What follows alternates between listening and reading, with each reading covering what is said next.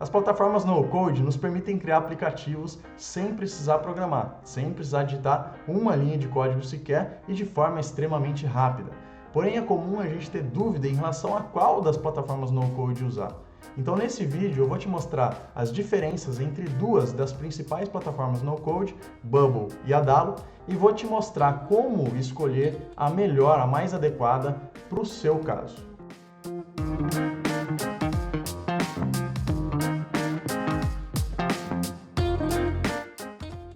Bem-vindo ou bem-vindo ao canal Launchpads, um canal que te ajuda a tirar suas ideias do papel, criando web e mobile apps em questão de semanas, ao invés de meses. Se a gente ainda não se conhece, meu nome é Matheus Castro e nesses vídeos eu compartilho contigo todo o nosso conhecimento sobre como criar aplicativos em pouco tempo e com muito menos investimento. Se você ainda não é inscrito no canal, eu recomendo que se inscreva e ative o sininho para não perder os próximos vídeos. Não existe a melhor plataforma no-code de todas. Depende do que você quer fazer, do aplicativo que você quer criar. Então, por isso, eu vou te mostrar nesse vídeo os pontos positivos e negativos do Bubble e do Adalo. Depois eu vou fazer uma comparação entre os dois e vou te apontar algumas perguntas que você precisa responder para conseguir definir qual é a melhor plataforma no-code entre Bubble e Adalo para criar o seu aplicativo, para o seu caso, beleza? Então, quais são os principais pontos positivos do Adalo? O primeiro deles que eu coloquei aqui é a baixa curva de aprendizado. É muito rápido aprender a desenvolver aplicativos com o Adalo. Entre 1 a 2 meses você já consegue aprender o necessário para criar aplicativos de média a alta complexidade. Imagina isso comparado com programação, com desenvolvimento com código, que precisa de 4 a 6 meses para desenvolver aplicativos de baixa complexidade, que dirá de média alta, né? Preciso de anos para adquirir a experiência e o conhecimento necessário para isso com programação, né? Então você vê o quão rápido é aprender Adalo, para você ter uma noção disso, né? Sem falar que o tempo de desenvolvimento é muito menor, assim como em todas as outras plataformas no-code, né? Em questão de semanas você cria aplicativos, tanto no Adalo quanto no Bubble quanto nas outras, né? O próximo ponto positivo é criar aplicativos para web e nativos para celular. Então você consegue criar web apps que as pessoas vão acessar através do navegador, né, digitando o domínio ali www.algumacoisa.com.br, por exemplo. E também aplicativos nativos para celular, que as pessoas instalam no celular delas e conseguem abrir a qualquer momento, né? Aí já vem o próximo ponto positivo, que pelo fato de o Adalo conseguir criar aplicativos nativos para celular, é possível publicar o seu aplicativo nas lojas de apps, na Play Store e na App Store da Google e da Apple, respectivamente, né? Coisa que muitas outras plataformas no-code não conseguem fazer. O próximo ponto positivo é que ele integra com APIs externas. Então, se você não consegue criar alguma coisa ali dentro da Adalo, disponibilizar algum tipo de informação ali dentro da própria plataforma, você pode criar uma API externa ou usar uma API externa já criada por terceiros para adicionar informações no seu aplicativo, para exibir informações no seu aplicativo ou até adicionar certas funcionalidades, né? Então, por exemplo, se você precisa mostrar a temperatura de uma cidade, já existem APIs de previsão do tempo, por exemplo, que você pode usar para integrar com o seu aplicativo Adalo e exibir esse dado na tela do celular da pessoa, no seu aplicativo. Mas nem tudo são flores, né? Tudo tem pontos negativos e com o Adalo não é diferente. Então, quais são os principais pontos negativos do Adalo? O primeiro deles é que atualmente não é possível usar o hardware do celular. Você não consegue pegar, por exemplo, coordenadas de GPS e acessar dados da câmera do dispositivo da pessoa. Isso pode ser um limitante muito forte para o seu aplicativo ou não, tá? Então, depende muito do que você quer criar. Eu, pessoalmente, gostaria muito que eles disponibilizassem as coordenadas de GPS, o uso de GPS em algum componente, mas isso ainda não acontece. O próximo ponto negativo é que ainda possui poucos componentes. E não entenda mal, porque tem muitos componentes lá e é possível você criar a grande maioria dos aplicativos e dar alguma alternativa para o que você quer fazer, mesmo que o componente específico que você esteja pensando, idealizando, não exista ainda, tá? Mas realmente, ainda existem poucos componentes. Se você quer avaliar se existe um componente que você está pensando, é bom você já se cadastrar na plataforma Adalo e dar uma olhada ali na lista de componentes dele para ver o que você pode fazer em relação ao que você quer colocar ali, tá? Mas realmente existem poucos componentes comparando a outras plataformas no-code. Mas é claro que eles também estão colocando novos componentes a cada dia, então isso tende a não ser um problema no futuro. O próximo ponto negativo é que é complicado criar componentes customizados. Então eu disse que tem poucos componentes, mas Por outro lado, é possível você criar os seus próprios componentes. Só que eu coloquei como um ponto negativo, porque é muito complicado fazer isso.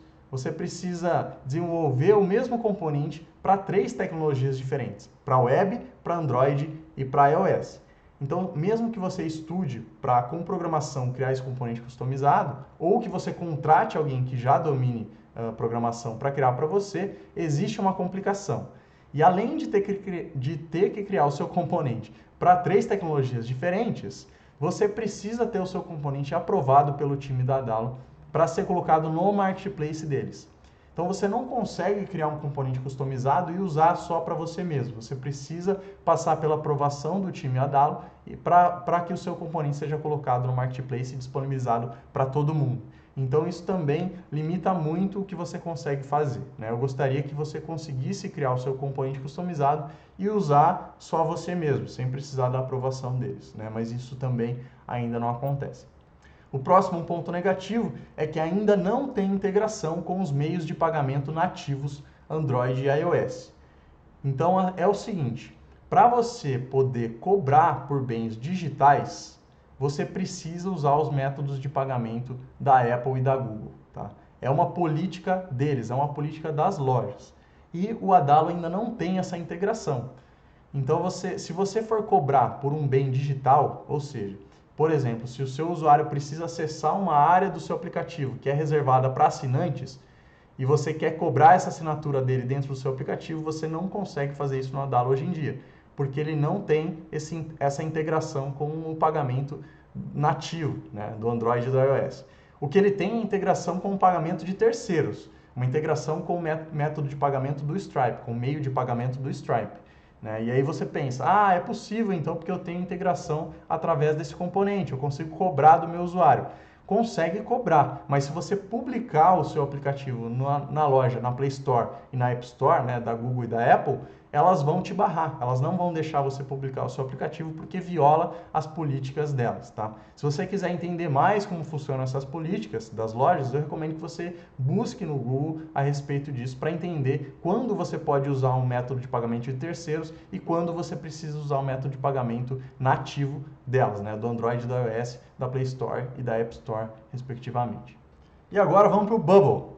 Então, quais são os principais pontos positivos do Bubble? O primeiro deles é que é fácil começar a criar algo.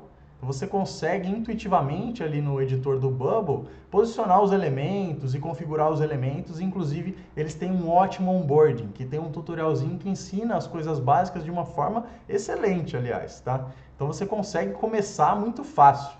Agora, vem um ponto negativo em relação a essa primeira curva de aprendizado que eu vou tratar nos pontos negativos, tá? Agora, o próximo ponto positivo é que ele é também muito poderoso. É uma das plataformas no-code mais poderosas que existem. Você consegue criar muita coisa no Bubble com uma customização incrível, tá? Então você consegue chegar a nível realmente muito alto no Bubble, tá? Também é possível criar aplicativos responsivos, ou seja, que se adaptam a qualquer tamanho de tela. Isso que são os aplicativos responsivos, tá? Não adianta só você criar um web app para um desktop, né? Para um computador. Porque a maioria das pessoas hoje em dia usa o celular para acessar a internet. Então, o seu aplicativo, o seu web app, precisa ser responsivo, ele precisa se adaptar bem às telas de celular também, e com o Bubble você consegue fazer isso, se adaptar a qualquer tamanho de tela. Ele integra com APIs externas. Então, se você precisa de algum tipo de dado, algum serviço que não está disponibilizado por algum componente no Bubble em si, você consegue usar APIs externas. Então, o próximo ponto positivo é que os programadores podem criar plugins próprios que resolvem necessidades bem específicas. Então, se você quer criar um aplicativo que tem uma necessidade muito específica ali, que não existe nenhum componente já disponibilizado pelo Bubble, você consegue criar um componente customizado. Se você entende de programação, principalmente, você pode fazer você mesmo. Se você não entende, você pode contratar um programador que faça para você, né? Então, você não vai estar limitado, porque mesmo que não exista aquele componente que você queria, você consegue criar uma customização. Mas quais são os pontos negativos do Bubble, Matheus? Você vê que não tem muitos, né? Mas existem. O primeiro deles é uma média para alta curva de aprendizado. Eu não coloquei aqui alta porque eu não quero que você se confunda com a alta curva de aprendizado de desenvolvimento de aplicativos com programação, né, com código. Porque se a gente comparar Bubble com programação, então a curva de aprendizado de programação é altíssima e a do Bubble é simplesmente alta. Aqui eu estou colocando média alta em relação às outras plataformas no code, tá? Então é uma média curva de aprendizado. Isso está ligado ao fato de que Bubble é uma plataforma muito poderosa. Né? Então com todo esse poder vem uma certa complexidade maior, tá? Mas mesmo assim ele ainda é fácil de usar. Não gera aplicativos nativos para celular. Você consegue gerar web apps, mas não consegue gerar mobile apps. Isso faz com que você não consiga publicar os seus aplicativos nas lojas de aplicativos do Android e do iOS, né? A Play Store e a App Store, respectivamente. Tá? Dá para você fazer isso fazendo uma gambiarra. Então você tem que colocar o seu web app dentro de uma casca que vai ser publicada, uma casca assim, entre aspas, né? Uma casca de nativo que vai ser publicado nas lojas. Mas eu não recomendo porque não é uma das melhores experiências para os usuários. Mas se você for pesquisar por aí, você vai ver que é possível fazer desse jeito, né? Com essa gambiarra. Eu digo aqui que é um ponto negativo porque isso poderia talvez ser feito diretamente na plataforma do Bubble. Mas aí se você quer publicar um aplicativo de celular nas lojas, você tem outras alternativas de plataformas no code, né? Como a Adalo, por exemplo. O próximo ponto negativo é que é meio complicado demais criar aplicativos responsivos. Um dos pontos positivos que eu tinha colocado é que é possível criar aplicativos responsivos, né? Só que isso é um pouco complicado demais, então eu tive que deixar isso aqui também no negativo. Porque, por um lado, você consegue, mas tem uma dificuldade ali, dá alguns bugs, então dá uma certa dor de cabeça. Agora, comparando Bubble com Adalo, levando em conta os pontos positivos e negativos de cada um, a gente tem alguns pontos interessantes aqui embaixo, tá? O mais poderoso é o Bubble. Você tem muito mais poder de fogo nas mãos, por assim dizer, né? Você consegue criar muito mais coisa no seu aplicativo com o Bubble do que com o Adalo, porém, você tem uma curva de aprendizado maior, né? Então, se você quer começar a aprender agora e você quer criar mais rapidamente o seu aplicativo, mais rapidamente possível, você talvez vá mais para o Adalo, a não ser que você tenha uma exigência no seu aplicativo que não esteja sendo suprida pelo Adalo, pelas limitações dele, né? Se você precisa de algo mais poderoso, então o Bubble seria mais adequado. O acesso a hardware. No Bubble você consegue acessar o hardware, né? Você tem acesso a coordenadas GPS, por exemplo, coisa que o Adalo não faz. Então, se você realmente precisa acessar, por exemplo, o GPS do celular da pessoa, você talvez precise ir para o Bubble. Então, o Bubble sobressai nisso também. Em questão componentes, o Bubble também se sobressai em componentes. Ele tem muito mais componentes já, por ele até ser mais antigo do que o Adalo. Antigo não no sentido de ser ruim, tá? No sentido de realmente ele ter uma maturidade maior, né? Então, você tem muito mais componentes disponibilizados ali, você tem acesso a muito mais plugins que já estão presentes no Bubble que podem te ajudar a cortar caminhos, tá? Enquanto que no Adalo, você talvez precisasse achar alguma alternativa, né, para o que você quer criar, se não existe um componente. E para você criar um componente customizado é muito complicado, né? Com o Bubble é algo muito fácil, né? Mesmo que não exista um plugin feito, você consegue ir lá e fazer você mesmo, se você souber programar, né? Mas se não souber, contrata alguém, que também é possível, é muito mais fácil do que no Adalo. Agora, ambos têm a questão de acesso a APIs externas, né? Então, se você só precisa pegar dados de fontes externas, você consegue usar API nos dois. Publicação nas lojas de apps. Aí o Adalo se sobressai, porque ele consegue publicar os aplicativos diretamente nas lojas da Google e da Apple, né? Na Play Store e na App Store, enquanto que o Bubble não consegue. Então, se você precisa criar um aplicativo para celular, que vai ser publicado nas lojas, você vai se dar melhor com o Adalo. Curva de aprendizado. A curva de aprendizado do Adalo é muito menor do que o Bubble. Então, se você quer aprender a desenvolver um aplicativo rápido, se você está saindo do zero e quer criar rapidamente um aplicativo, talvez seja melhor você usar o Adalo, a não ser que você tenha uma outra limitação que o Bubble é que vai suprir, né? Mas se você está começando agora a aprender, Adalo é a melhor escolha.